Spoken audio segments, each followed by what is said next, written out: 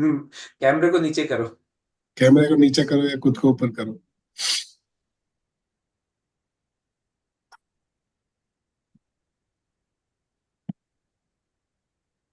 We are live now, doctor.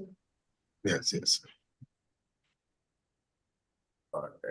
So, 1 second.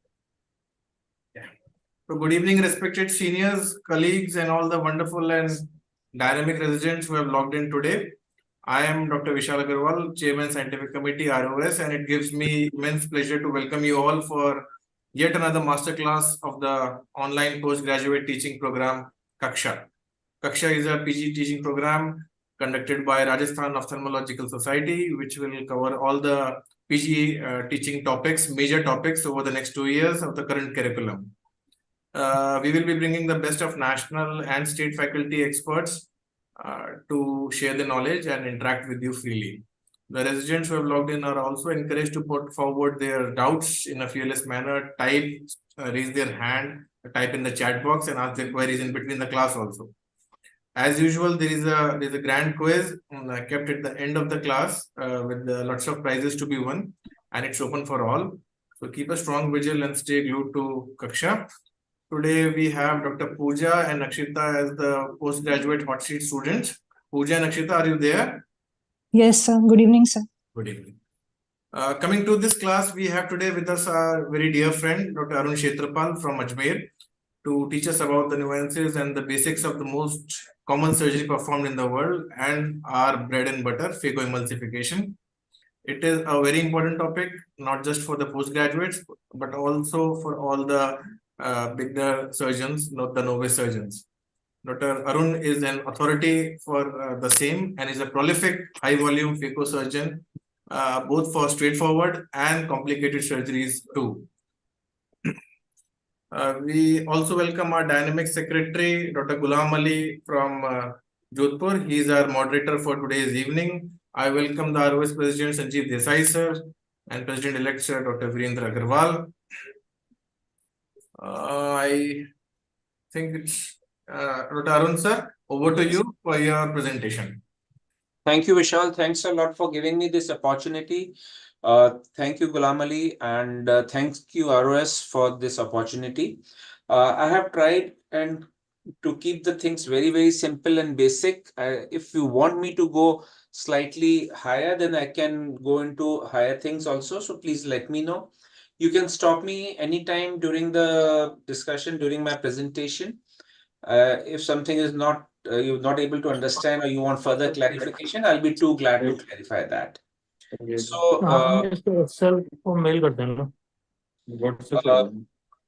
Ghulam Ali sir, mute everybody else except Dr. Yes, Arun. yes. Vishal ko bhi. So I'll be starting with step-by-step learning of phacoemulsification. Just a minute, my slides are held up. I'm not able to. Okay. So before I start my presentation, I would like to acknowledge two things, that some of the images which I'm going to show you have been taken from the internet. And I would like to acknowledge Dr. Uday Devgan from I have taken a lot of images from his book, Phaco Fundamentals. And I would recommend all of you to at least download this book from the net. It is available free. And you can download it for free, and it gives you a fantastic and step-by-step detailed knowledge about phacoemulsification and various nuances of phacoemulsification. So we know that the cataract is a leading cause of vision impairment and blindness at global level. And just hold on, let me minimize this. Yeah.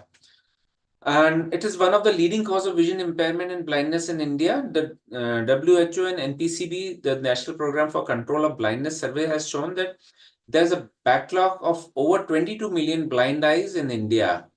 And 80.1% of these are blind due to cataract. We have been in India, have been pioneers in cataract management. Sushruta was the first one to document treatment of cataract by couching, and he describes the first documented way of treatment of cataract. It was thought to have been first invented in India in 800 years BC. So cataract management, basically we have graduated from performing intracapsular cataract extraction to extracapsular cataract extraction. Whereas in an intracapsular cataract extraction, we would extract, give a big incision at the limbus and extract out the whole of the cataract along with the capsule with the help of a cryo or various other methods. Whereas in ECC, we give the various form of ECCs. One is with limbal incision, taking out the whole nucleus. Then came in the MSICS or the manual small incision cataract surgery. And then we graduated to phacoemulsification, and from phacoemulsification, we graduated to flax plus phacoemulsification. Flax stands for femtosecond laser assisted cataract surgery. But I would be mainly talking about the phacoemulsification. So phacoemulsification is basically derived from two words, phaco or the phakos in Greek, which means lens, and emulsification, it means emulsifying the lens with the help of a ultrasonic handpiece. Preoperative evaluation of a case of cataract would basically involve all these things. If you need to take a history also. Is there any history of previous surgery? Because if the patient has undergone a vitrectomy, past planar vitrectomy, or patient has a trauma, or patient has a diabetes, we need to look into this. Why I'm talking about this? Because your procedure, your phacoemulsification, your settings, everything will change if the patient has undergone, say, a vitrectomy surgery. If a patient has had a trauma, you would look for any subluxation. And if the patient has diabetic, so you want to have a good look at the fundus before giving the prognosis to the patient. Of course, we'll evaluate the vision, the intraocular pressure, the slit lamp examination. In the slit lamp examination, you would look for 2 or 3 things, whether the patient is dilating or not dilating properly. For phacoemulsification and in the initial stages, you need a good dilating pupil and you need a wide pupil to perform this phacoemulsification. However, once you become expert, you can do with smaller pupils also. And of course, once you're reach a veteran level, you can use different devices such as iris spokes or the rings to dilate the pupil to expand the pupil. Another point which you will notice in the slit lamp is whether the patient is having what sort of cataract the patient is having, whether it is a soft cataract or a hard cataract or a nucleus sclerosis cataract, or patient is having a posterior polar cataract. So your management during the phacoemulsification will differ according to the grade of hardness of the nucleus. In hard nucleus, you will need more power. In softer nucleus, maybe you will not need that much power. And the whole of the management will differ if the patient has a posterior polar cataract. You would be avoiding hydro procedures or modifying your hydro procedures during posterior polar cataract. So you need to look into these points. And of course, you would look for any subluxation during your slit lamp examination. Fundus examination is a must, and you must do it before you, if possible, you must do it before any surgery, especially the cataract surgery, lest you miss any of the retinal pathologies. You need to perform biometry. Biometry can be performed with an ultrasonic A scan, or it can be performed with an optical A scan. And this has to be done accurately to give you an accurate IOL power. And of course, whenever you're not able to visualize the posterior segment of the eye, you need to do a ultrasound B scan as well. Slit lamp examination will basically involve looking at the clarity of the media or the cornea, because initial stages you need a clear cornea. You need to see all the structures clearly, so you need a clear cornea. You need to assess the anterior capsule also, whether it is normal or it is fibrotic or whatever the condition of the anterior capsule. Then of course the type of cataract, whether it is a nucleus sclerosis type, a posterior polar cataract or hypermature intumescent cataract or Morganian cataract. The Morganian cataracts will have weak zonules, so you need to be very, very careful about them. So in the initial stages, when you are learning phaco, when you are initiating your phaco training, you need to avoid hypermature intumescent cataracts, Morganian cataracts, and posterior polar cataracts. And nuclear sclerosis stage grade 2 and 3 nuclei are the best to start with your phacoemulsification training. Too hard a nucleus will give you problem. Too soft a nucleus, again a problem. So it should be intermediate hard, not too hard, not too soft. And of course, you have to avoid posterior polar cataracts. And of course, look for the integrity of the zonule. The zonules should be all intact. There should be no zonular dialysis. So what I'll be talking about will be divided on these points.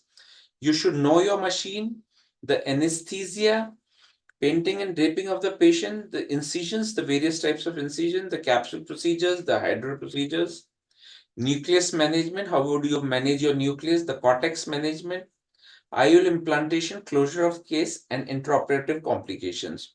For the sake of time, I think I'll avoid intraoperative complications because that again is going to take the whole class. So first, let's step on to this, knowing your machine. So basically, a phacoemulsification machine has three parts: the console, the handpiece, and the foot paddle. A console has all the major components of the machine. It has all the electronics inside the motherboard, the sensors, the pump, the various pumps which are there. They are all inside this console of the machine. And then you have a phacoemulsification handpiece. A phacoemulsification handpiece looks typically like this. It has a power cord which goes and attaches to the main console of the phacoemulsification. Then there are screws here, threads here to screw the phaco tip. And then you have these two ports. So this port, the port which is going from the side, is usually the irrigation port, and the port which is coming from the center is the aspiration port. So aspiration is always in the center in any handpiece. Remember this. So this is just a cross-sectional diagram. So here is the crystal which makes this needle vibrate or oscillate this needle to and fro, and the irrigation comes from the sides. This is the irrigation sleeve which goes on to the phaco tip, and the irrigation comes from the side, and the aspiration or the fluid gets aspirated from the center of the needle and goes out.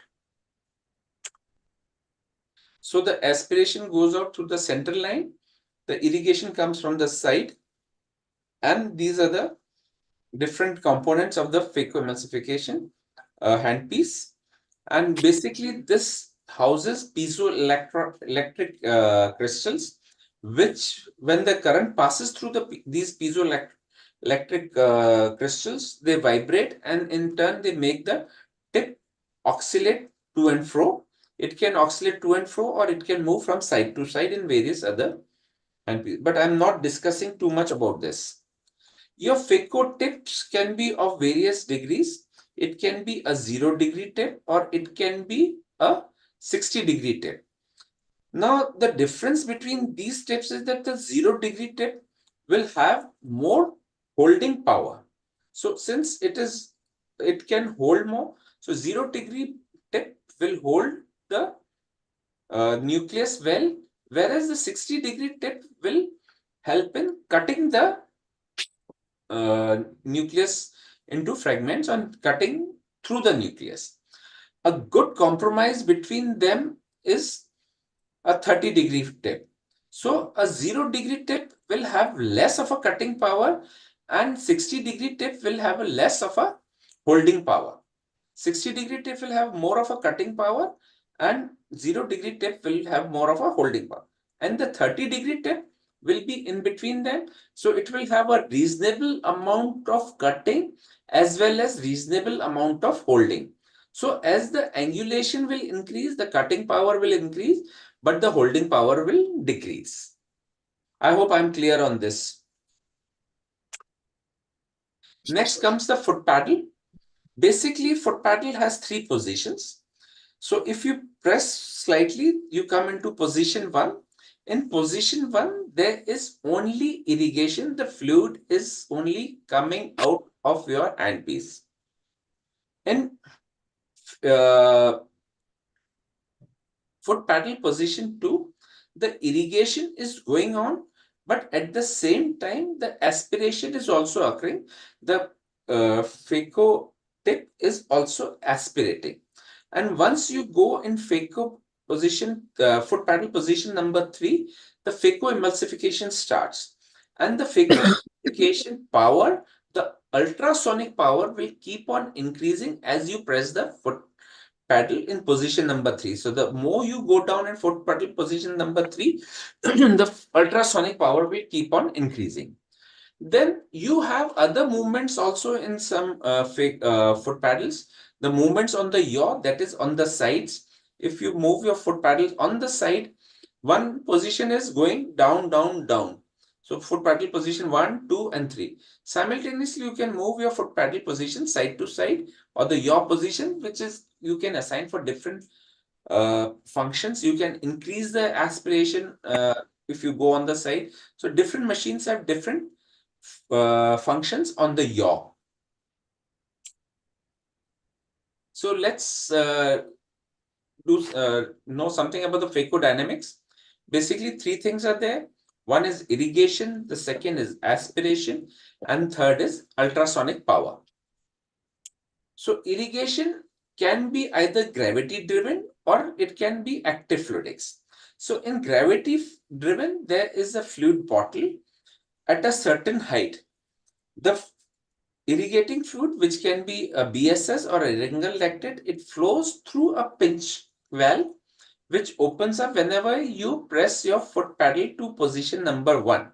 So once you press your foot paddle position to number 1, this pinch valve will open and the irrigation will start and it will start flowing out into the eye. Now this irrigation, the amount of fluid which is flowing in will depend on the height of this bottle. Higher the bottle, more the fluid will be flowing, and lower the bottle height, less amount of fluid will be flowing because of the gravity, less gravity. And the radius of this tube. Now, the wider this tube, more fluid will flow. The thinner the tube, less fluid will flow into this. Now, if you come into foot paddle position 1, this pump will come into action and the fluid will start flowing out of the eye on activation of the pump. So this is known as aspiration and this is it. Now another thing is active fluidics.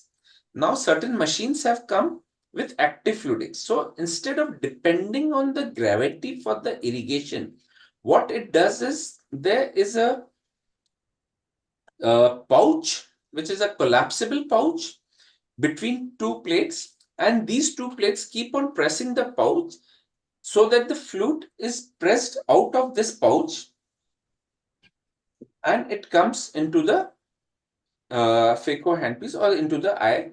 First, this fluid flows through a cassette and from here it comes to the eye. So the more you press onto the pouch, there'll be the fluid will come out with more pressure. The less you press on the pouch, the fluid will come out with less pressure.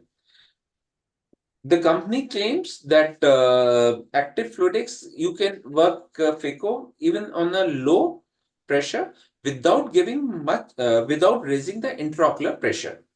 So suppose if you are working with gravity driven irrigation, the pressure is somewhere around 60 to 70 centimeters of water. So your bottle height is 60 to 70 or maybe 80 centimeters above the eye.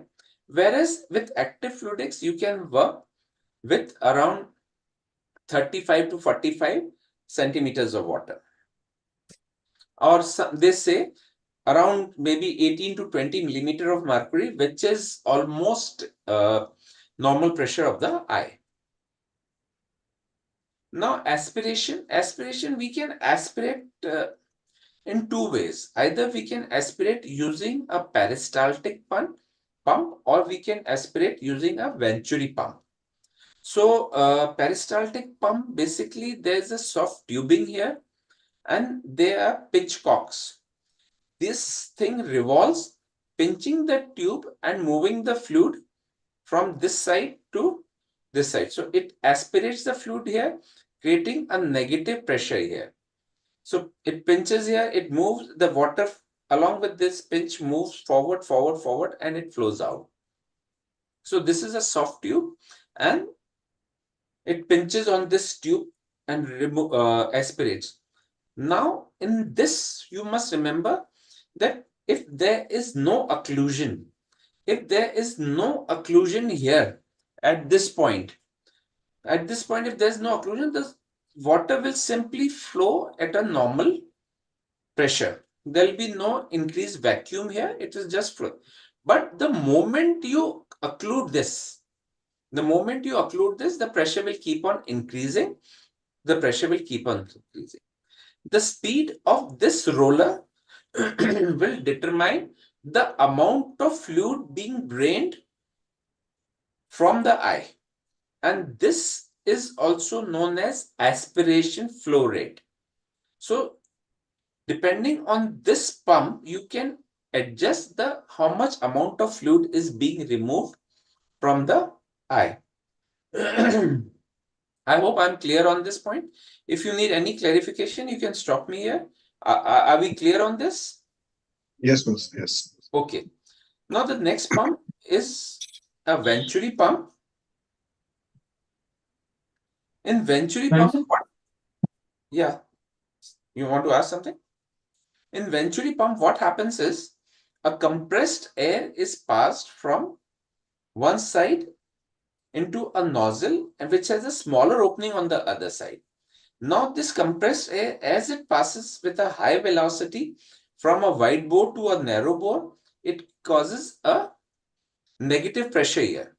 Now this is connected to a rigid cassette, a rigid box, which in turn is connected with the aspirating tubings of the phaco handpiece.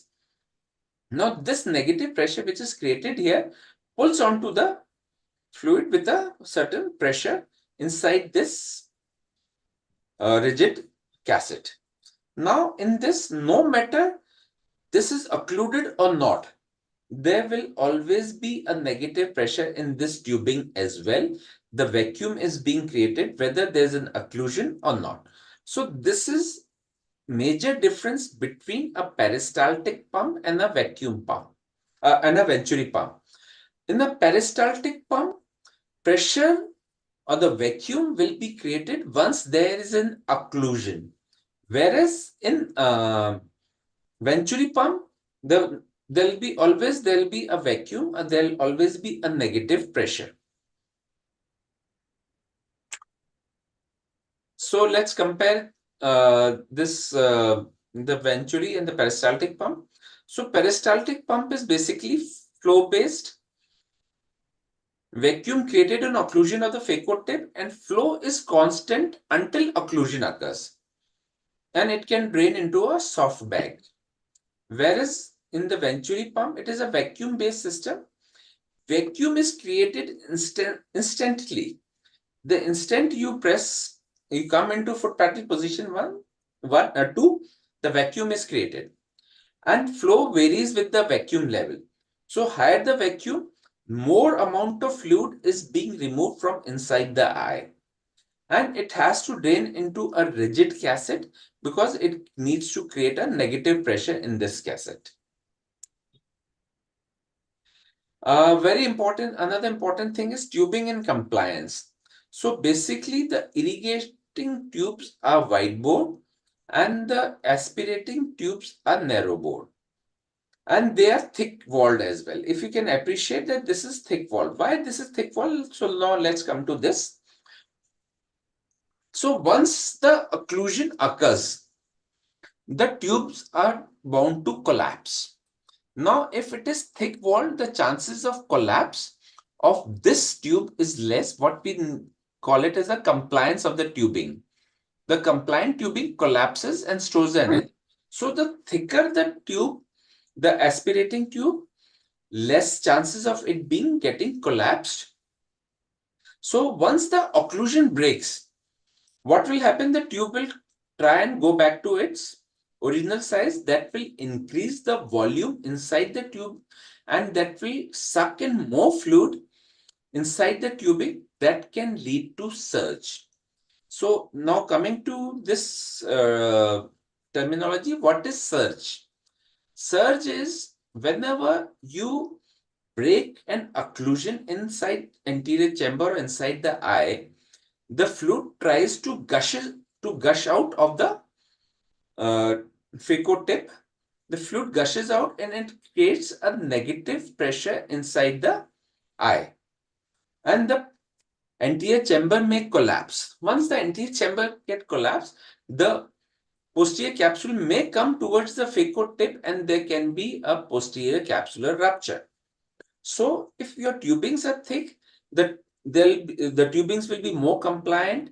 There will be less collapse of the tube. There will be less increase in the volume of the tubings once the occlusion breaks, and there will be less chances of surge. So once the occlusion breaks, the fluid gushes into the aspiration tubes, and the fluid also starts flowing through the irrigation tubes. Now let's come to the third thing in the phacodynamics, that is the phaco power. The phaco power can be delivered either continuously or into a phaco pulse or by a phaco burst. Now, what is a phaco continuous mode? In this, whenever you are pressing the foot pedal switch in position number 3, the phaco power will keep on increasing to the preset level. Suppose you have preset your phaco power to 60%. So as you enter into foot pedal position number 3, the phaco power will keep on increasing from 0% to 60%. So the phaco power is linearly increasing with the linear pressing of the foot switch. So once your foot switch touches the floor, you are delivering 60% of power. If your preset power is 40%, once you fully press your foot switch in foot pedal position number 3, the power being delivered is just 40%. So this is phaco continuous. Next is phaco pulse. Now the phaco pulse is the phaco power is being delivered for a short period of time, and then there is a short period of time when no power is being delivered. There's no power being delivered, and then again the power is being delivered. So basically there are periods of on time, the periods of off time, and then on, then off, then on, then off.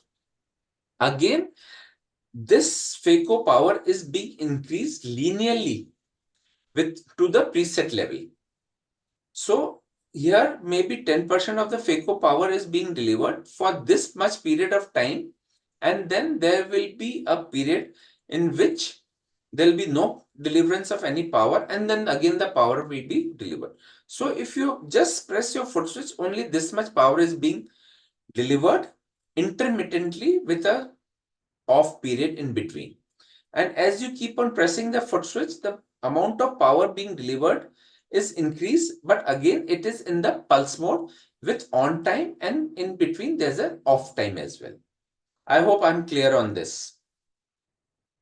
Now the third thing is phaco burst. In phaco burst, as you will press onto the foot switch, there will be a burst of phaco power to the preset level, and there will be just one burst, and then it will stop. If you press more, then it will and the interval between the phaco burst will keep on decreasing, and once you fully press your foot pedal, it will become into a continuous phaco power. So if you suppose your phaco preset is again 60%. So if you press your foot pedal, if you reach your foot pedal position number 3, there'll be a burst of phaco which is being delivered, and then it will stop there. And if you keep on pressing it, then the distance between the two bursts will keep on decreasing until it becomes continuous when your foot pedal is fully pressed. So this is phaco continuous. Again, the same thing. The phaco power will keep on increasing as you the foot pedal depression in position 3. Phaco pulse, again the phaco power is being increased as your foot pedal is being depressed in position number 3. And now let's have a look at this phaco pulse mode. So this is a pulse mode with variable duty cycle. So in this, the surgeon has set the pulses to 50% time. That means for 50% of time, the phaco is being delivered, and then there is a off time when there's no phaco power is being delivered, and then again 50% of the time the phaco power is being delivered. So this is the duty cycle. That means 50% of the time the duty cycle is the phaco power is being delivered, and 50% of time no power is being delivered. Suppose we set this to 2 pulses per second with 50% duty cycle. So with 50% duty cycle, 2 pulses will be delivered in 1 second, and of this 250 milliseconds will be on time, then 250 milliseconds off time, 250 seconds on time, and 250 seconds off time. So 1/4 of the time pulse delivered, then 1/4 no power, then 1/4 power delivered, then 1/4 no power delivered. So this is 50% duties, 50% duty cycle. Now, if we increase this pulse from 2 to say 10 pulses per second or 30 pulses per second, 40 so 50% of the time the phaco will be on in that 1 second, and 50% of the time the phaco will be off. So now what you can do, either you can change the number of pulses per second, or you can change the duty cycle also. So in this 50% duty cycle, for the 50% of the time, the phaco is on. Now, if you set this to 20% duty cycle, so the phaco is being delivered only for the 20% of time, and for rest 80% of the time, there's no phaco power being delivered. So there will be more cooling of the tip here. How you decide what you want? You want 50% duty cycle, or you want 20% duty cycle, or you want something else? That will depend on the hardness of your nucleus. Phaco burst, as you press onto the foot paddle position number 3, the distance between the pulses keeps on decreasing until it becomes continuous phaco. Now let's come to the anesthesia part. Basically, there are 3 types of anesthesia. The peribulbar block, I'm sure I'm not discussing much about this. Everybody of you must be giving peribulbar block in your departments. Subtenous block, again in subtenous, just 2 words about the subtenous. What you do is you make an incision in the lower third of the towards nasally, a small nick, and through this nick you insert a cannula. This cannula goes behind in the subtenon space behind the eyeball, and here you inject your anesthetic agent, which causes a block here, and it restricts the extraocular movements. So you make a small nick, insert your cannula, you insert a cannula and not a needle, and preferably a blunt cannula, a curved cannula. And don't insert a needle because you can cause perforation here. And you go around your path should be around the globe. Go behind the globe and inject your anesthetic agent. In topical anesthesia, what you do is you put a drop of proparacaine about 2 to 3 minutes before the surgery, 3 minutes usually, and then you put one more drop at just beginning of the surgery, these 2 drops are sufficient to cause a kind it is sufficient to cause anesthesia of the surface of the eye. It causes sensory anesthesia, but it doesn't cause a motor block. Still, the patient can move the eye. So the patient needs to be cooperative while operating such cases. The patient under topical, the patient will not feel the pain, but still the patient can move the eye. You can augment your topical anesthesia with intracameral anesthesia. That is, you can inject 0.2 cc of you can inject 0.2 cc of Oculan, that is a preservative-free lignocaine, preservative-free. It has to be preservative-free inside the eye in the anterior chamber. You can augment your topical anesthesia with intracameral lignocaine, which usually comes with the name of Oculan. Coming to painting and draping, I'm not discussing much about it. Proper painting and draping can reduce the risk of postoperative endophthalmitis, and it needs to be done properly. You need to cover all the eyelashes of the upper lid as well as the lower lid. Before doing that, you need to paint the periocular area with a betadine, preferably a 10% betadine. You start from the lid margins and go towards the periphery. Leave it to dry, or you can at the end you can wipe it off. And I prefer to put a drop of 5% betadine in cul-de-sac before the surgery and leave it for about 2 to 3 minutes, and then wash the cul-de-sac with ample amount of normal saline or BSS. Now let's come to the surgical part, the incisions. So basically there are 2 types of incision. One is the side port incision. You can make a 1 side port or a 2 side port incision on either side. And the main port incision, you can make this either superior or temporal or supratemporal, whatever suits you fine, depending on your preference or depending on the steeper curvature of the cornea. If the steeper curvature of the cornea is horizontal, so you can give a incision in the temporal part. If it is vertical, the steeper curvature is vertical, you can give an incision on the superior part.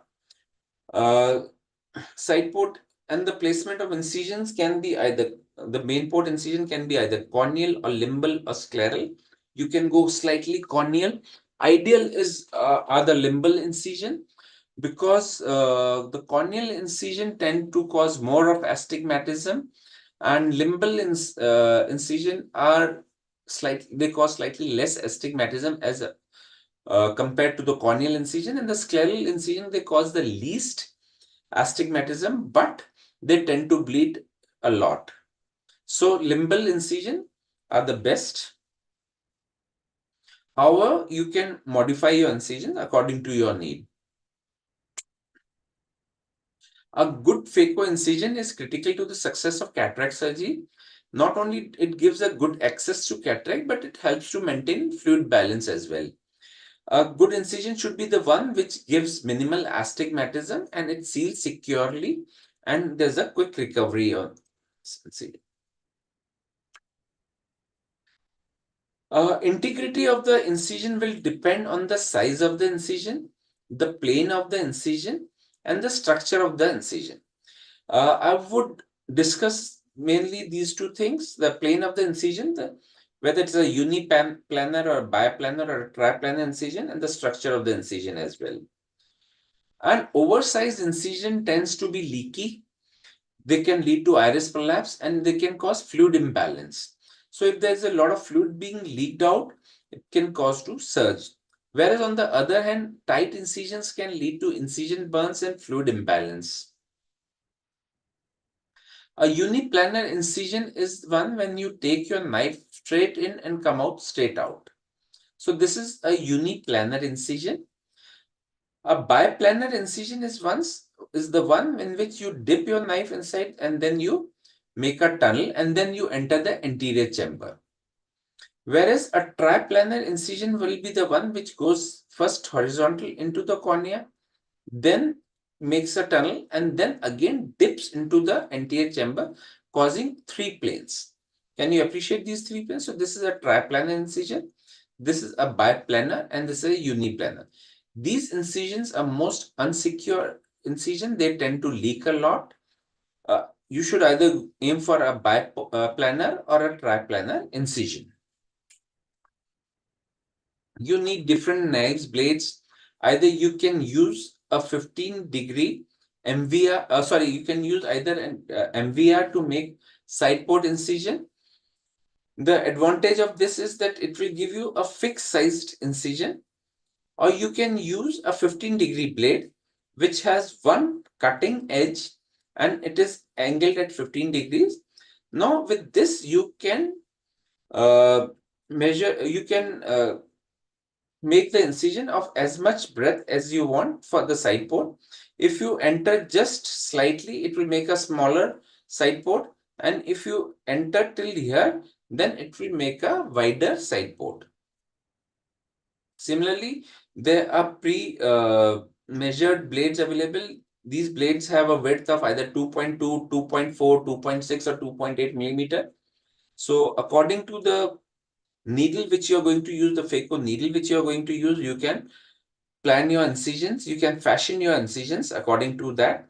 So if you use a 2.2 millimeter blade, it is going to make a 2.2 millimeter entry into the cornea.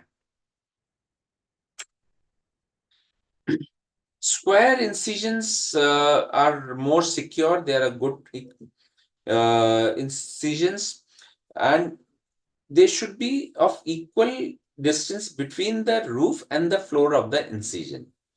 So this is a good form of incision, whereas the chevron appearance incisions are not so good, wherein there's a shallow roof and a thicker floor. So these are not considered to be very secure. Once you are entering inside, you should enter radially into the eye towards the center of the pupil.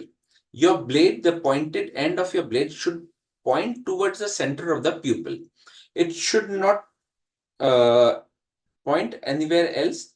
So if you go straight in and comes out straight out radially, it is going to give you a proper incision width and a proper incision, and this incision is likely to cause less astigmatism.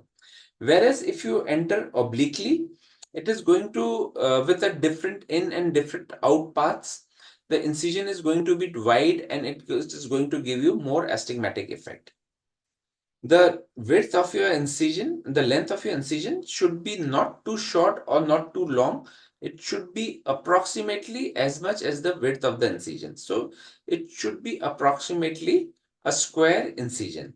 A smaller incision length will cause poor healing and will cause more astigmatism effect. A longer tunnel incision, however, will cause less astigmatism, but it will restrict the movement of your phaco probe towards the right and left side, or your whatever instrument you want to insert inside. So it's going to restrict that and may cause dimpling of the corneal surface or the obscuration, or it will cause irregularities in the corneal surface while moving the instruments, and it can obscure your vision also. So a good incision is one which has approximately equal width and equal length. Let me show you a video of triplanar construction of a triplanar incision. So you give a incision and then you enter a horizontal cut, and then you enter into the cornea. At one point, you press the corneal tip towards the center and create a dimple. Let me show you this again. I will just, you make a horizontal incision and then you, through this horizontal incision, you enter into the cornea. Let me go back, sorry.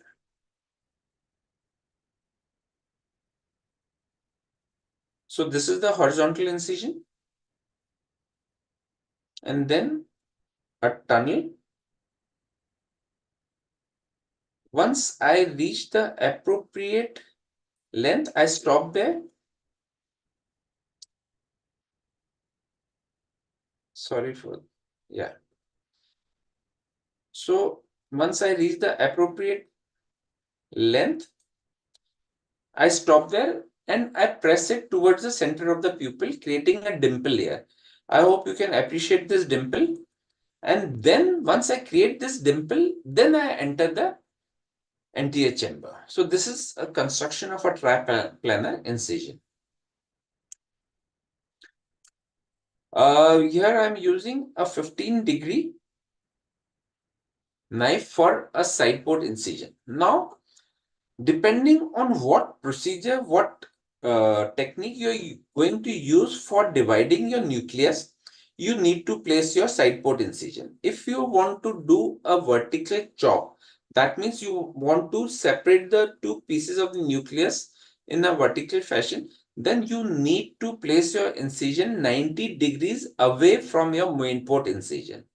Whereas if you want to do a horizontal chop, that means if you want to chop your nucleus like this, then you need to place your side port incision somewhere here, about 60 degrees to 70 degrees away from your main port incision.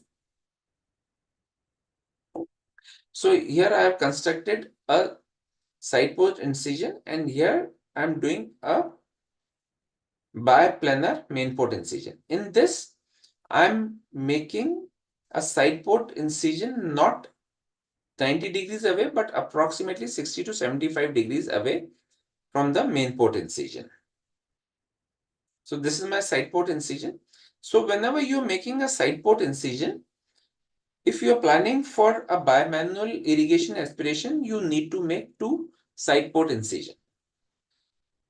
And these incisions should be of sufficient width to allow your cannula inside the eye.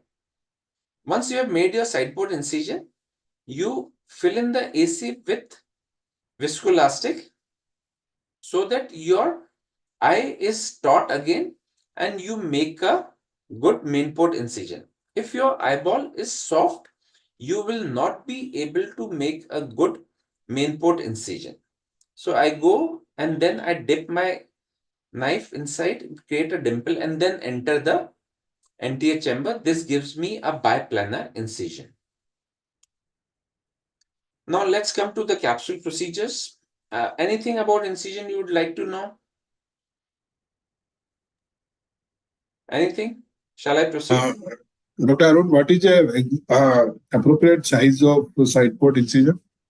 So yeah, so if I'm planning to do all my irrigation and aspiration, everything through the main port, my side port incision would be just good enough to let in my side instrument, which can be a chopper, a Sinsky, or a dialer, whatever it is. But if I'm planning for irrigation and aspiration through the side port, it would be somewhere around a 20 gauge incision to allow the 20 gauge instruments, or maybe a 22 gauge instruments to allow inside for irrigation and aspiration. And the main port incision would depend whether I'm using a 2.2 millimeter tip or 2.8 millimeter tip. Coming to the hydro procedures, anterior capsular opening capsulotomy can be a can opener capsulotomy or a capsular access with a CCC. There can be a third procedure with the help of a femtosecond laser assisted capsular access. I'm not talking much about that. We'll keep our talk to the basics. So what is a can opener capsulotomy? In this, you make multiple entry points into the anterior capsule. Like you open a can, you puncture the anterior capsule in a continuous fashion, and you remove this central capsule. So this is a can opener technique. This technique is not recommended for phacoemulsification, because the moment you puncture your anterior capsule in this fashion, the capsule becomes weak, and during phacoemulsification, there is a tendency of the capsule getting teared from these puncture points, and this tear may get extended to the equator and even beyond the equator to the posterior capsule. So can opener technique is not a preferable is not recommended in phacoemulsification. Capsulorhexis, that is a continuous curvilinear capsulorhexis, is what is recommended for phacoemulsification. Your rhexis need to be continuous. It needs to be a curvilinear. It doesn't need to be circular. It may be circular, very good. Try aim for circular, but even if it's not circular, it's okay. It needs to be curvilinear. So a CCC is supposed to be very strong, and it doesn't extend to the periphery. You can use certain tools such as a trypan blue to stain your capsule. It makes capsulorhexis easy. At your stage, once you're learning capsulorhexis, no matter you're getting a good red reflex or you're not getting a good red reflex, I would suggest that every one of you should stain your capsule with trypan blue once you're practicing your capsulorhexis. Once you become an expert, once you get hold of the things, then you can avoid staining your capsule in the patients where you get a good red glow. And then, of course, the viscoelastics or the OVD, also known as ocular viscosurgical devices, are very helpful in performing capsulorhexis. A short word about oculoviscosurgical devices, or OVD, what we call them. They are basically two types of OVDs. One is a dispersive and another is a cohesive. Dispersive OVD causes coating of the surfaces such as HPMC, whereas the cohesive viscoelastic maintains spaces such as sodium hyaluronate. So if you look at this, dispersive OVD has the ability to coat and protect, and whereas the cohesive viscoelastic has an ability to maintain spaces and pressurize. It doesn't coat the surface. So if you want to coat your endothelium, so you are going to use a dispersive viscoelastic. Whereas if you want to open up the spaces, suppose you want to insert an IOL wherein you want to open up your capsular bag, in such cases, a cohesive viscoelastic is more recommended. However, you can use even HPMC, but cohesive is more recommended. There is, I think I'm missing a slide. There's a one technique called soft shell technique in by Steve Ashinoff. In that technique, what he recommends is that you coat your endothelium once you're starting your case. You coat your endothelium with a dispersive viscoelastic, and then you, under that dispersive viscoelastic, you insert a cohesive viscoelastic, and then you do your capsulorhexis. And once you're doing a phacoemulsification, the cohesive viscoelastic, since it is a long chain molecule OVD, it gets sucked out, it gets removed very easily. You start pulling onto the viscoelastic, the whole of the viscoelastic comes as a bolus if it's a cohesive viscoelastic. Whereas dispersive viscoelastic, you need to remove it very thoroughly. Dispersive viscoelastic can cause rather both can cause raise in intraocular pressure postoperatively. So these need to be removed very meticulously after the surgery. You cannot leave them inside the eye, especially the dispersive ones. These are the instruments which you will require for your capsulorhexis. You would need a needle cystitome. This is basically a 26 gauge needle, which is fashioned like this. So you make this needle, you turn this needle with the help of a needle holder, make a point here, and then angulate it from here. And this is a Utratra forceps, which has two small points to hold the capsule. This will assist you in capsulorhexis, and this is a Haldipurkar forceps. Again, something similar to Utratra forceps, but it has a crossover here, so it can get inserted, you can insert this through a small opening, maybe 1.8 millimeter also, you can insert this. For this, you need a wider opening, 2.8 or maybe 3.2 millimeter. But Haldipur ka forceps, you can insert through 1.8 millimeter and you can maneuver your capsule with the help of this forceps very easily. Capsular staining, let's see a video here. There are various ways to skin the cat. You can stain your capsule under the air. What I've done is I've inserted air and then I'll insert a drop of viscoelastic and spread it over the anterior capsule. So you can stain your capsule under the air, and now I'm replacing it with the help of a viscoelastic. And if you can appreciate, I'll show you again. Air goes in, then goes in the viscoelastic. The trap blue dye. A drop of it is sufficient. It is a vital dye. It stains only the vital tissue, the vital cells. Spread it on the anterior capsule and you come out. Now, once you're injecting viscoelastic, you go at the other end. You go with your viscoelastic at the other end and then you start injecting viscoelastic from the other end. And once I'm injecting the viscoelastic, simultaneously, I'm pressing onto the floor of the tunnel so that all the air can come out. If just let me pause this video for a minute.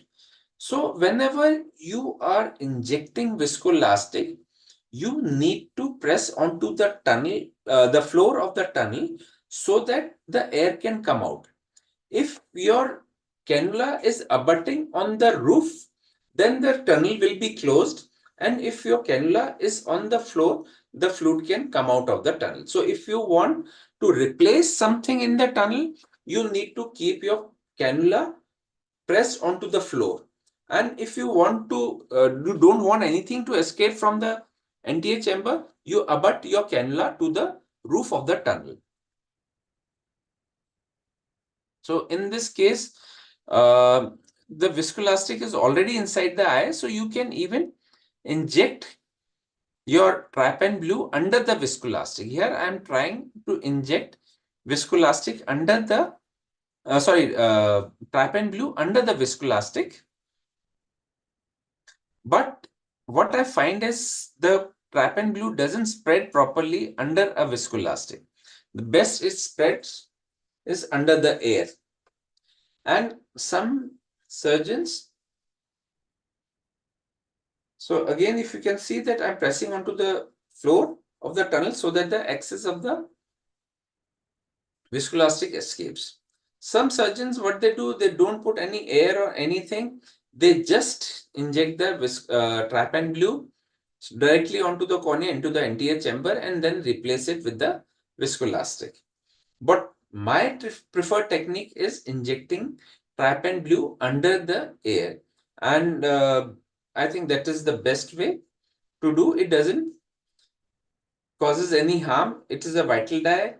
It won't stain the endothelium. And even if it stains the endothelium, it's not going to cause any harm to the endothelium. Now let's come to capsular axis. Dr. Arun, I have one question. How long Yes. does it take to stain the capsule? Yes, it is almost instantaneously. Even 5 seconds is sufficient. If you want more staining, you can leave it for 10 seconds, 15 seconds, but that is all what you need. It stains the capsule instantaneously. So by the time you withdraw your trypan cannula and then you inject your viscoelastic, it gets stained in that 5 seconds time. So let's start with this video of capsular axis. Now you can perform capsular axis with the help of a needle cystitome, or you can take assistance of a, just let me stop here, stop. Yeah. Either you can initiate with a cystitome and carry it out with the help of a capsular axis forceps, or you can complete your rhexis with the help of a needle cystitome. So here I'm showing you how to do it with a needle cystitome. You need to make a radial cut and then you need to lift this flap. Now what I'm doing is I'm rolling this flap over it itself and I'm just moving 1 hour to 2 clock hours time, 2 clock hours, one at a time, and leaving it there. Then I come back and hold it near the tone end, and then I proceed for 1 to 2 clock hours, and I'm rolling it in an arc fashion. So I'm rolling it in an arc to get a circle. So you can do capsular axis with the help of a needle cystitome, or you can take help of a capsular axis forceps. So what I'm doing is I'm initiating the capsular axis with the help of a needle cystitome, and I'm raising the edge, the flap of the capsular axis. So I've raised a flap here, and so now I have a flap here. Now what I do is I'll hold this flap with the help of a capsular axis, and then again roll it over it in an arc fashion. Again, I'll move 1 to 2 clock hours, leave it there, regrasp the capsule close to the axis, move 2 clock hours, leave it, again regrasp. And I'm moving in a circular fashion. And if I feel that my capsular axis is going away, then I need to pull it inside, give it a centripetal force to pull it inside the eye towards the center of the pupil.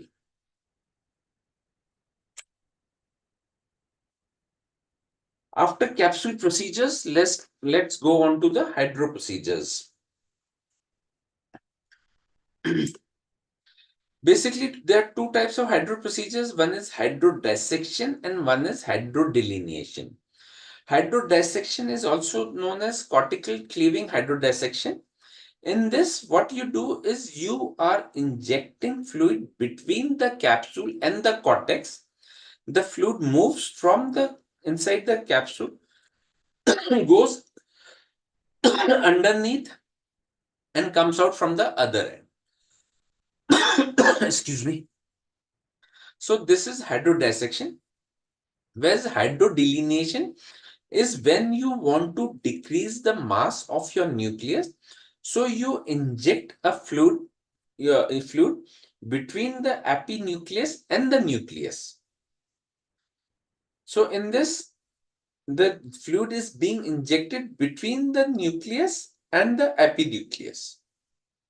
So hydrodelineation will separate your nucleus from the epinucleus, whereas hydrodissection will separate your cortex from the capsule. So let's perform some hydrodissection. So what I'm doing is, this is a very important step. Did you notice that? What did I do? Residents are there. Can you tell me what is this step? Just look at this again. No, just hold on. So before entering, I did something. Yeah, Pooja, tell me what did I do? Can you hear me? Yes, sir. Yes, sir. Hydrodissection. I think there's something, your voice is going. I'll tell you what did I do. I deflated my anterior chamber. I removed some viscoelastic from my anterior chamber. Why did I do that? I don't want the pressure to rise inside my anterior chamber while doing hydro procedure. If the pressure will rise inside the eye while doing the hydro procedure, this can lead to rupture of the posterior capsule. This high pressure fluid can lead to rupture of the posterior capsule. So you always deflate your anterior chamber before doing any hydro procedure. So let me go back again. This is an important step. So I am inserting my cannula between the capsule and the cortex. Not only I'm inserting it, I'm lifting the capsule slightly up also. So I'm lifting my capsule up and inserting my cannula inside. And once I reach the equator, I inject the fluid. Let's go back. This slide. So now look here. I'm injecting. Can you see this fluid wave going? The fluid wave goes all underneath the nucleus and comes out from the other end. Have a look once again.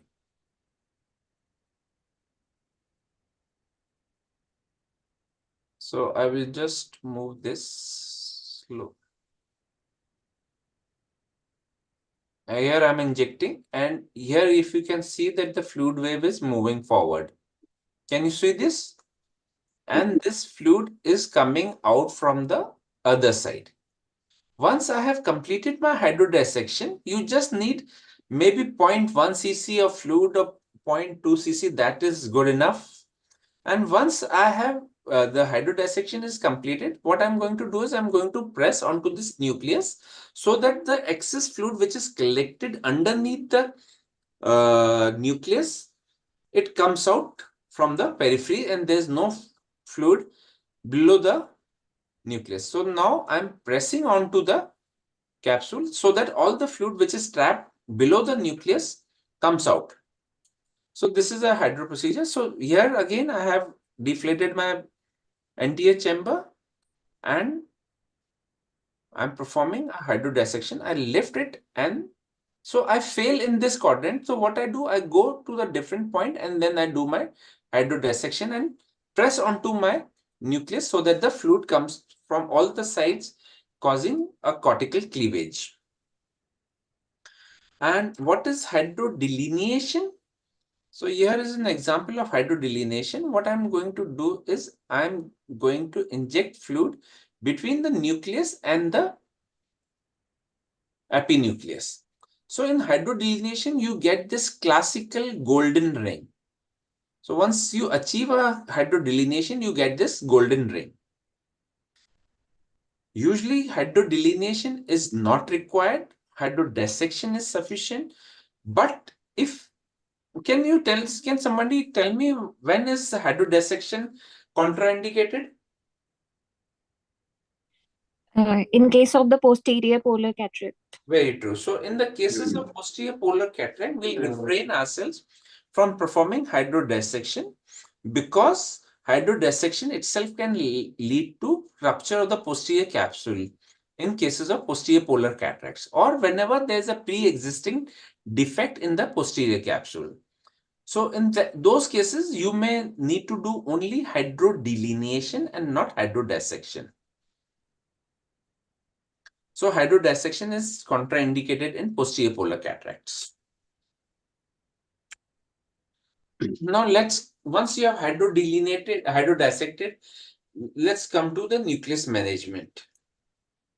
So basically you can manage your nucleus in 3 different ways. You can divide and conquer, you can stop and chop, or you can directly chop your nucleus. What are these things?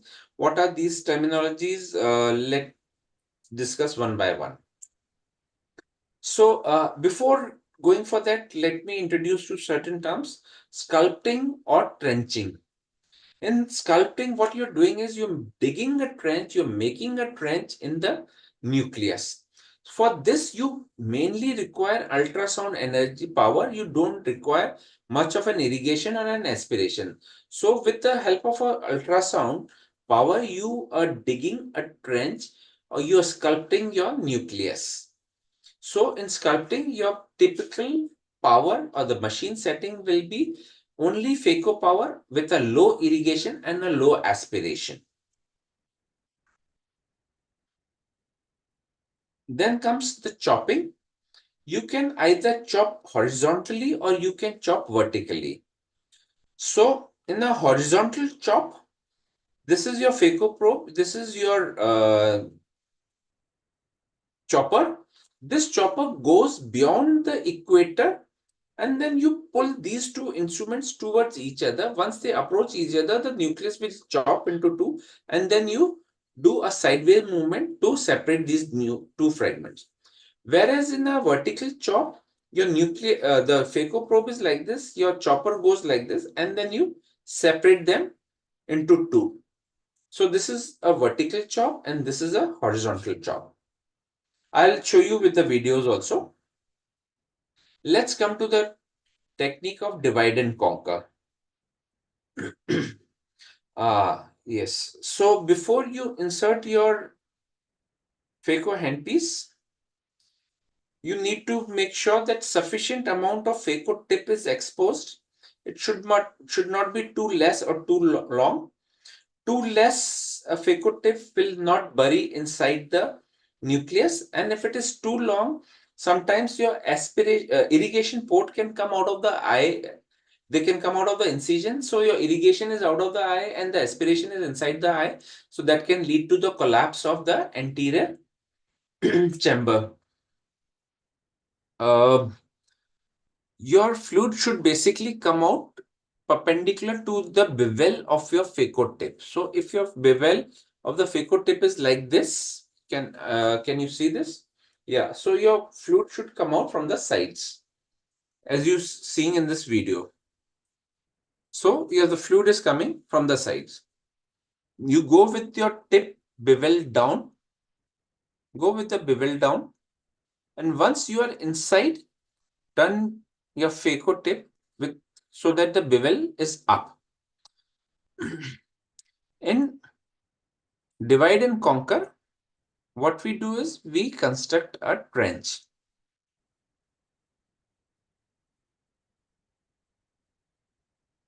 I have not edited much so that you can see properly. So you construct a trench.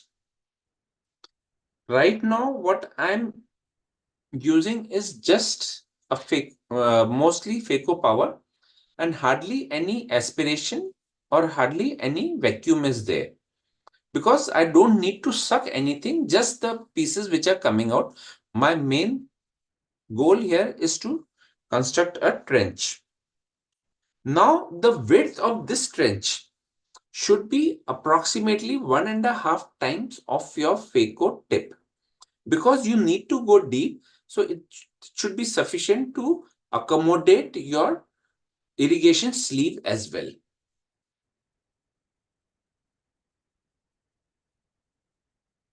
So I'm trenching, and I trench to a point till I can see the red glow from behind. So your trench should be deep enough so that you can see the red glow. Oh, it started again a bit.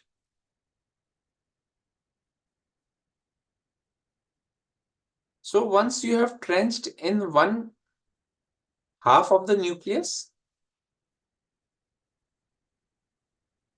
what you do, you rotate the nucleus to trench in the other half.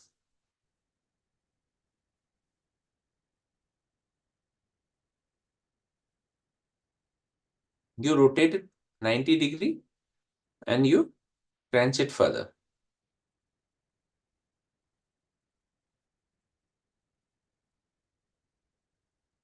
So now I have two trenches running 90 degrees to each other.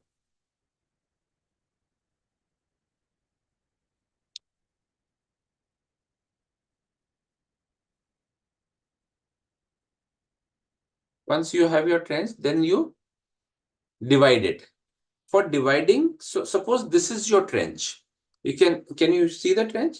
So what I'll do is I'll put my two instruments inside the trench, go deep inside the trench, and then separate it like this. I would separate it like this. If my trench is like this, and if I try and separate from the upper half, from the top, only it is going to open the trench further. But if I separate it deep into the trench, so this is going to break the trench like this. So you go deep inside and then you separate the two pieces, leading to a divide in the nucleus. So this is divide and conquer. So you have divided your nucleus into 4 pieces.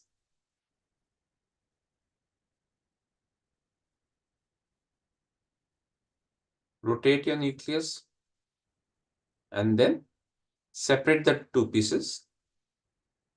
Now, once you have separated all the four pieces or the four quadrants, what we call, you hold on to the piece, bring it to the center of the eye, center of the pupil, and then you emulsify it. You don't emulsify in the periphery. You hold it there, bring it to the center, and then you emulsify. Hold it in the periphery, bring it to the center, and then you emulsify. You don't emulsify your nuclear fragments in the periphery. You emulsify them always in the center.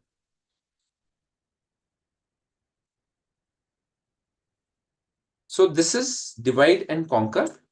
Now see the next, let's see the next technique, which is stop and chop. This is again a very important part. Rotation of the nucleus. So once you have done your hydrodissection, you need to rotate your nucleus, make it free from the capsule. The technique for rotation is that you, with the help of your chopper, you go in the periphery, not in the center, not somewhere here, but somewhere here in the periphery, and then you give a rotating movement. You can rotate it using one instrument, or you can take help of two instruments and then rotate it. Again, I'm checking for my fluid. It's coming very well, and it is perpendicular to the bevel.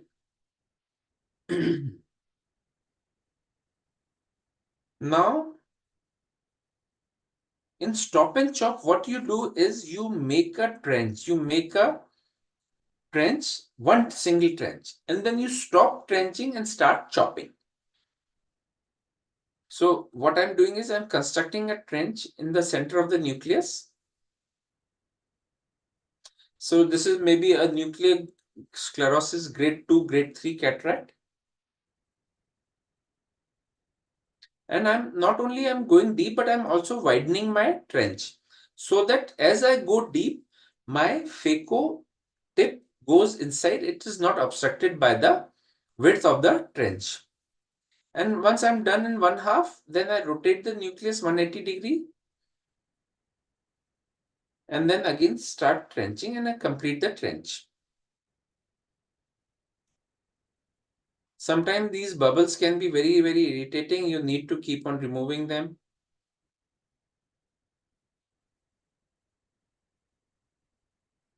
So I'm trenching until I start seeing a red glow from the base of the trench. Let me stop here before I do. So now remember that your nucleus is curved like this. So once you're trenching, you should trench like this.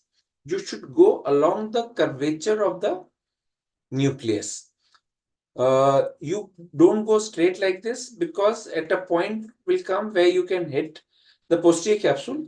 So you go like this while trenching. I hope I'm clear on this. So once my trench is complete, I stop trenching and start chopping. So I've divided it into two, and now I will start chopping. Chop the nucleus, hold it from the periphery, bring it to the center, and then emulsify. Rotate it, go hold the piece in the periphery, bring it to the center, and emulsify. Bring it to the 6 o'clock, the last segment. Hold it, chop it, bring it to the center, and then emulsify.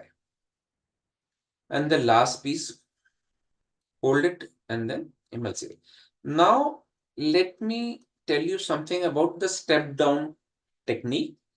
Once you are emulsifying your last piece, the chances are that whenever there's an occlusion break, the surge may occur. And since there's nothing left between the posterior capsule and your nucleus tip, the posterior capsule may come towards your nucleus tip and it may get ruptured because it gets sucked into the tip. So to avoid this, you need to step down on your parameters once you are removing your last piece. That means you bring down your aspiration flow rate, you bring down your irrigation. No, you don't bring down on your irrigation. The irrigation remains the same. And you bring down on your power. So the irrigation remains the same, but you bring down your aspiration flow rate, vacuum, and your power once you are removing the last piece to avoid surge and posterior capsular rupture of the last piece. But with the advent of new machines with new sensors in them, this is really not required. But if you are learning phacoemulsification, you should step down onto your parameters once you are removing the last piece.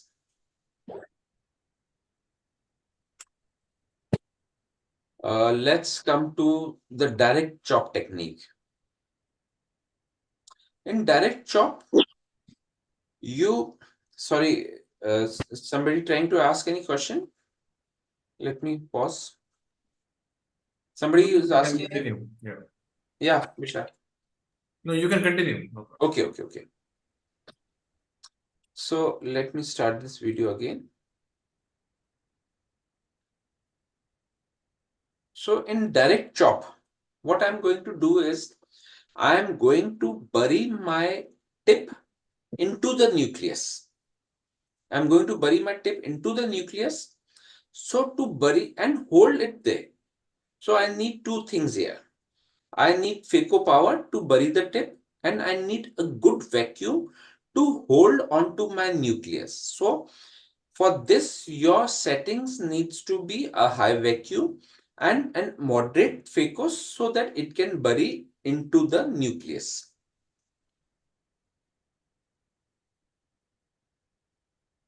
I go bury inside my tip, and then I separate the two nucleus into two fragments. So this is a direct chop technique. I don't sculpt, I don't make any trench. I directly go, hold the nucleus, break it into two, and then start chopping.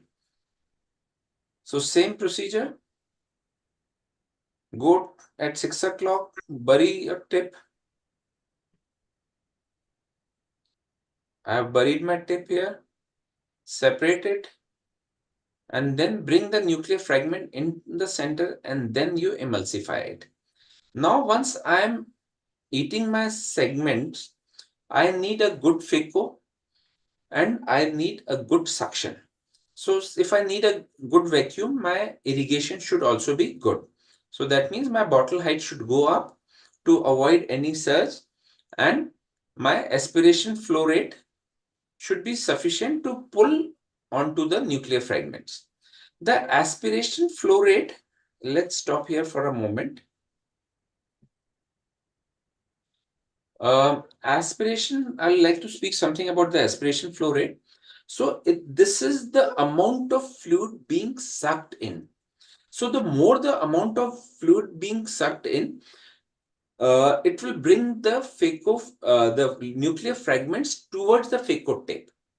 So if the aspiration flow rate is high, it will prevent two things. It will bring the fragments towards the phaco tip, and it will facilitate their removal and quick removal of the phaco, the nuclear fragments.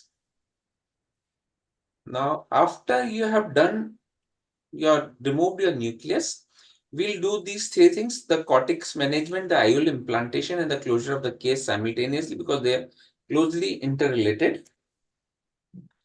So irrigation and aspiration, my preferred technique of irrigation and aspiration is a Simcoe cannula. You go and hold the cortical matter, strip it,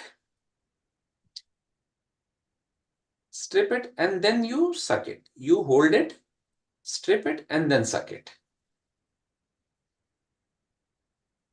Hold it, pull it in the center, and then suck it.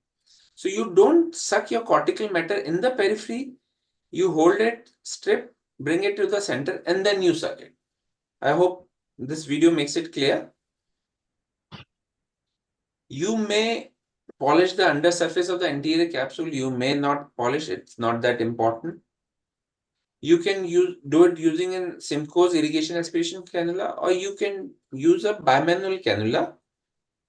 So for bimanual cannula, you'll need 2 side ports.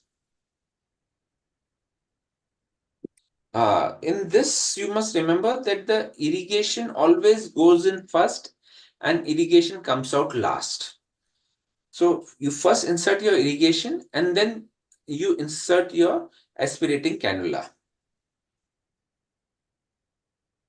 And while removing, you remove your aspiration cannula first and then you remove your irrigation cannula. So again, in this, the same principle. There's hardly any cortical matter in this, but you catch hold of the cortical matter, bring it in the center, strip it, and then you suck it. So you do one half, the opposite half, and then you exchange your irrigation and aspiration hand pieces. You exchange the hands. So I'm done with this half, so I'll remove it.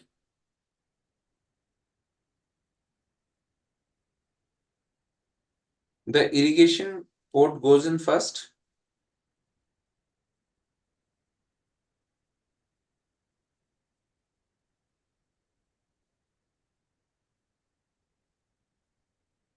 And then your aspiration port goes in.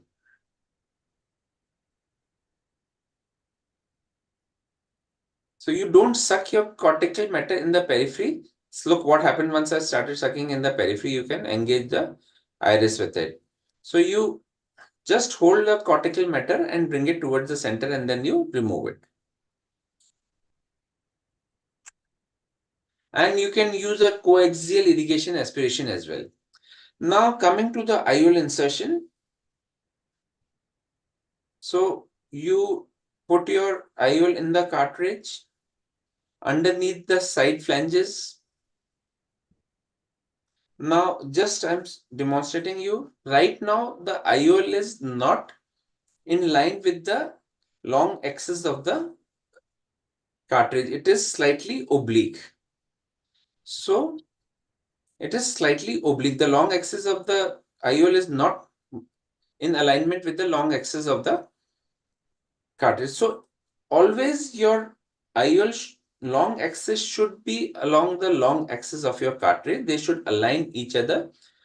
Only if they align properly, then only you will be able to insert your IOL in a proper manner. So your IOL should be in proper alignment. It should not be this way or that way. It should not be tilted. It should be properly aligned. And once you have properly aligned your IOL, you hold the haptic, put it over the optic, slightly over the optic, not fully, just leave it there. And then you close your cartridge. Whenever you are holding your IOL, hold it at the optic haptic junction. Don't hold it over the optics, because holding over the optics can damage the optical part of the IOL. So hold it at the optic haptic junction. This is the cartridge. You insert it. From over it, there's a lock mechanism here. If you can appreciate this lock mechanism, you pull the cartridge inside the injector and it gets locked in. Now you cannot push it out. This is the plunger. You push the plunger. You see that your IOL is moving freely. Insert viscoelastic. A word about it. Once you are inserting viscoelastic, just insert sufficient amount of viscoelastic into the bag first and then into the AC. Don't overinflate your bag. If you overinflate your bag, there will be a pressure difference underneath the iris and above the iris, and this will lead to the prolapse of the iris out through the main incision. So fill in your your bag sufficiently so that the bag is expanded, the bag is fully open. I've seen many people, many residents over injecting the viscoelastic into the bag. So you just inject sufficient amount of viscoelastic into the bag. At this point of time, the preferred viscoelastic is cohesive viscoelastics, because we just want to make the space. We don't want to and we are not doing any procedure in the anterior chamber. We don't want much of protection of endothelium, so we want to create space. So the preferred viscoelastic at this point of time of insertion of IOL is a cohesive viscoelastic. And another advantage of cohesive viscoelastic is that since it is cohesive, it gets removed in a bolus. It can be removed in a bolus and very quickly. But any viscoelastic is good enough. HPMC is good enough. So once you have inflated your bag, you go with the bevel down of the injector and inject your cartridge. Aim so that the leading haptic goes underneath the anterior capsule, goes into the bag. You leave it there, and then with the help of a lens manipulator, you push in another pearl here. Let me bring it back. So here, if you can see that the IOL has been pushed towards the periphery. Now, how much can you push this IOL towards one side? Can anybody tell me? So what is the width? What is the optic size of the IOL? It's about 6 millimeter. And approximate white to white is about 12 millimeters. So if you push it beyond the midpoint of the pupil, it can damage the equator, it can damage the capsule. So you can't push your capsule beyond a certain point, your IOL beyond a certain point, otherwise it will damage the capsular bag.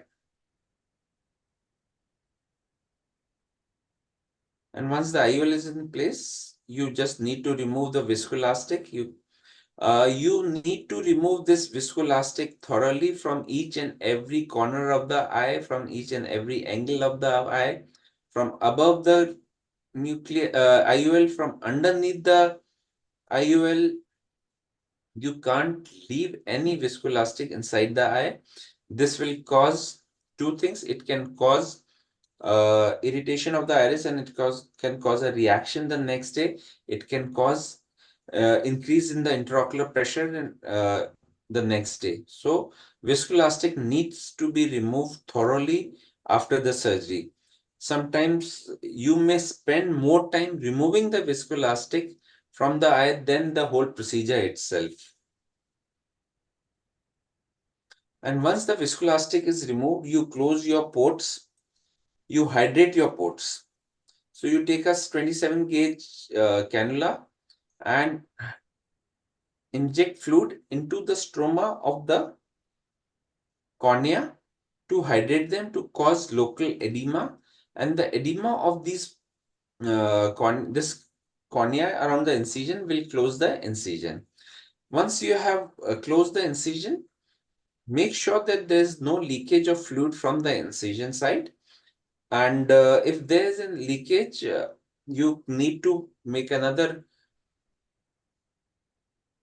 opening or make a partial thickness tunnel on the roof of the present tunnel and hydrate that tunnel so that your main incision tunnel closes. If you want, I can show a video of that, but let me just show in this only. So here's this I've already shown you. IOL insertion. Another case of IOL insertion and closure. Hydrate, insert viscoelastic. Once your viscoelastic is inside, go with the bevel down. This is a preloaded lens. The certain lenses which come preloaded, you just need to screw in the lenses. The lens goes in. The leading haptic goes inside the bag. The trailing haptic is pushed with the help of a lens manipulator inside the bag. And then you remove the viscoelastic. And once all the viscoelastic is removed, you hydrate your incision with the 27 gauge cannula. Once you hydrate it, your incision gets closed. And before leaving the case, before closing the case, check for the intraocular pressure. I usually check it with the cannula on the cornea. If the intraocular pressure is high, this can lead to arterial occlusions and all other complications. So whenever you are closing the case, before closing the case, make sure that your intraocular pressure is not too high. Some people try and check it with the help of their fingertip. It gives you a tactile sensation, whether the pressure is okay or not. But I prefer to check it with the help of the tip of the cannula. And you can even hydro implant an IOL. I'll just quickly go through this video. So you insert, this is not recommended for the PGs. You can insert your irrigation cannula through the side port, and through the main port you can insert your IOL even without injecting viscoelastic inside the eye. So the advantage of this procedure is that you don't need to remove the viscoelastic from inside the eye, and there are less chances of postoperative raised intraocular pressure in such cases. But this technique is to be practiced once you are familiar, once you have mastered the other techniques of insertion of IOL. So I think that brings to the end, this brings to end of our talk. I'm open to questions. I think Dr. Virender Agarwal and Ghulam Ali can also join us in questions. Yes, please. Very well explained, Arun, in detail and very comprehensively in a very simple manner. I think everybody must be appreciating this, that very clear logics and explanation given for understanding the phaco procedure in detail. But still, if some questions are there, it is good time to ask. Yeah, so my chat box is open. You can type in your questions. I will answer them. Sir, have you prepared the quiz Quiz? questions also? Yeah, I have two quiz questions. So can we come? We can start with that, and then anybody can type till then. Okay, so we are starting with the quiz. The The first format is Dr. Arun sir will ask a question and you will get around 10 seconds. And anybody who types the correct answer in the chat box first will be the quiz winner. So you can start. Okay, so let me close the chat box first. So I'm operating with a peristaltic machine and I'm having surge on occlusion break. So what should be my corrective action, or what should be my corrective plan? A, I should increase my bottle height, increase the vacuum and increase the aspiration flow rate. B, I should decrease the bottle height, increase the vacuum and decrease the aspiration flow rate. C, increase the bottle height, decrease the vacuum and decrease the aspiration flow rate. Or D, decrease the bottle height, decrease the vacuum and increase the aspiration flow rate. Arun sir, you can check the chat box. There are so many options, all different. Yes. C, So D, D, B, A. So I think the first one to answer is Neha Gupta, and she has correctly answered it. It's C. That is, what's causing the surge, you must understand. You must understand that more amount of fluid is leaving the eye. That is causing the surge. So you need to increase your bottle height, decrease the vacuum, and decrease your aspiration flow rate. So the correct answer is C. And Dr. Neha Gupta has correctly answered it first. Neha, where are you from? Sir, I'm from Jaipur.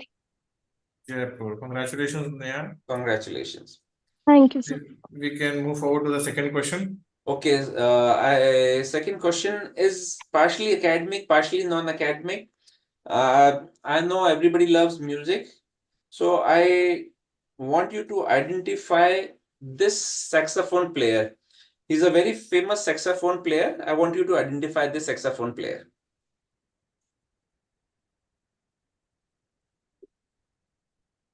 If you need any hints, I'll give you the hints also. I want you to name the saxophone player. And he's an ophthalmologist. Yes, so Mr.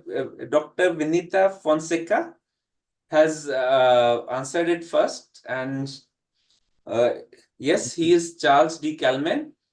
He is the one who invented phacoemulsification, and he used to play saxophone. Congratulations, Also Abhishek. answered it. Pooja also answered it, but the first one was Venetia Fonseca. Venetia. Congratulations, Fonseca. Venetia. Where are you from? Venetia? Hyderabad. Okay. Okay, Hyderabad. Congratulations. Your prize will reach to your workplace in a month's time. So just to tell you a small story, Charles D.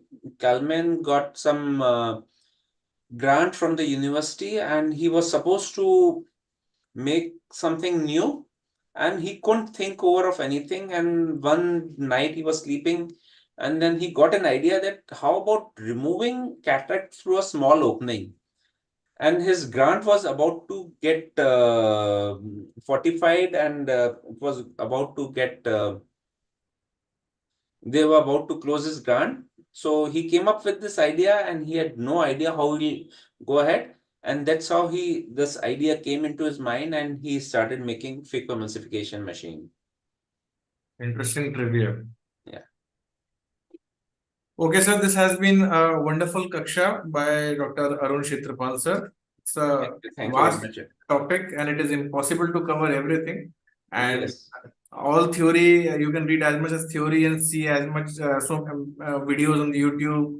But the final thing is, the bottom line is that you will learn when you practice, and no amount of theory and videos will make you an expert unless you do it yourself. Yes, sir. Vishal, let me interrupt you. There's a question by Dr. Preeti Patra. Yeah, Can you please tell us the difference and uses of straight and angled phaco tip? sure. So all the phaco tips are straight; they are not angled. However, the irrigation and aspiration, coaxial irrigation and aspiration and bimanual are angled. Angled cannulas or the tips are easier to reach the difficult sides of the anterior chamber, but phaco tip can only be straight. Or I suppose you want to ask about the cobra tip and those tips. I'm sure she wanted to ask those cobra tip and angle tip. So once there's a torsional phaco, the tip of the phaco tip, they make it slightly angled to increase the torsional effect. I think you mean to ask the various cobra tips or the angle tip. What? No, Arun, the Alcon is coming with the two different tips in which they Yeah. have angulation. It is not exactly straight. It Yeah. is bent slightly at the tip Bent tip, to have a not downward. angle, but bent tip. Yeah. Yeah. So probably And she is asking for that. yes, asking And for the bent tip and not for the angled phaco tip. Yeah. yeah. Yeah. So that gives more of a torsional phaco. So if you have a torsional phaco, the bent tip will help you. But if you don't have a torsional phaco, only the longitudinal phaco, there's no added advantage of bent tip. Yeah. Yeah. Vishal, please continue. Yes. Initially, when they claimed the angle tip, it was not torsional phaco, but they supposed to say that you are dipping the tip angle from away from the cornea. So Okay. probably the ultrasound side effects of the endothelial damage will be reduced. But when torsional phaco came, this become more effective and More useful. effective. Yeah. Yeah. Excellent videos, sir. And Yeah, excellent videos and very simple and crisp videos Thank you to very much. demonstrate every step separately. very comprehensive and crisp presentation. Thank you. Thank you very much. Thank you all residents, ROS executive, teachers, and Arun sir for the excellent teaching. And we Thanks look a lot. forward to the next class in the coming weeks. Thank you, and keep giving your feedback and suggestions for the Kaksha experience to improve. And do subscribe to the ROS official channel on YouTube. All previous Kakshas, including this, are uploaded there. Good night, Virendra sir, Arun sir, and all the residents. Good night from Team ROS. Thank you, Vishal. Thank you, everyone. Thank you, everyone. Had a nice time. Thank you. Okay, sir. Signing out. Okay, sir. Thank you.